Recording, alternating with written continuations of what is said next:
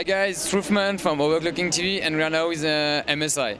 And this is our friend. He will just explain a new board coming with a Hydra chip on it. So bro, let's go. Yeah, okay. So let's first check this one. This is the Big Bang Fusion. We launched at the beginning of this year, and what's special about it is a Hydra 200 chip. And the Hydra 200 chip you can combine, for example, you can do SLI to NVIDIA VGA cards, you can do Crossfire. And the unique thing is you can also combine ATI and NVIDIA in mixed mode.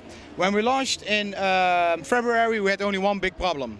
The driver was not so good. So what we did the last 4 months, we really spent a lot of time improving the driver together with Lucid, the company who makes a Hydra 200 chip. And now we see even that in some benchmarks, for example, that the Hydra solution is up to 8% faster than what native Crossfire can do. So pretty good achievement.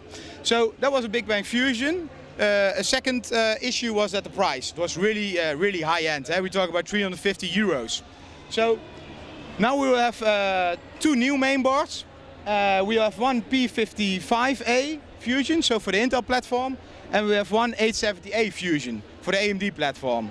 So they all have USB 3, SATA 3. They also have one USB 3 connector internal, so you can connect the front case. And they have the Hydra chip, so they both have 2x 16 PCI Express together with Hydra. And the most interesting thing is that now the price we can cut in half. So instead of 350 euro, we're talking about the P55A, we're talking about let's say 150 euro, 159 euro. Depends on what Greece is doing with the euro, we don't know. And the 870A will be about 139 euros. These boards will launch in July, so beginning of July. And we will have a second version. And the second version will also be based on AMD, and that will probably be 125 euro. And there's not SB 850, because that one is in shortage.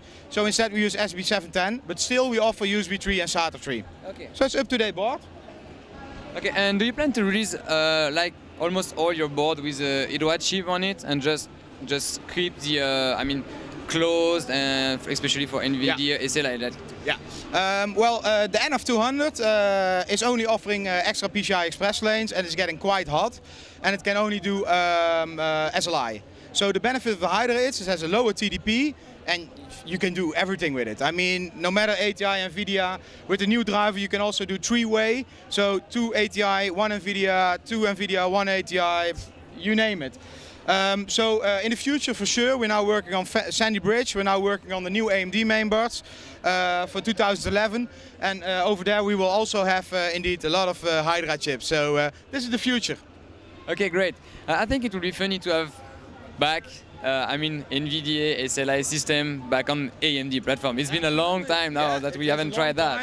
And especially with the new Fermi VGA cards, 480, 470, at this moment still short in supply, but I think the second half this will change and they will improve the manufacturing process, and then everybody is very happy to also that they can do SLI again on AMD, because AMD still has a very interesting platform with the 6-core, and it's quite affordable. Yeah.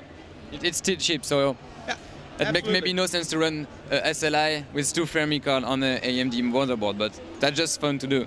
Everything makes sense. I mean, if you're a power user, you want a lot of performance. On AMD, it also has its own benefits, so for sure you can do that as well.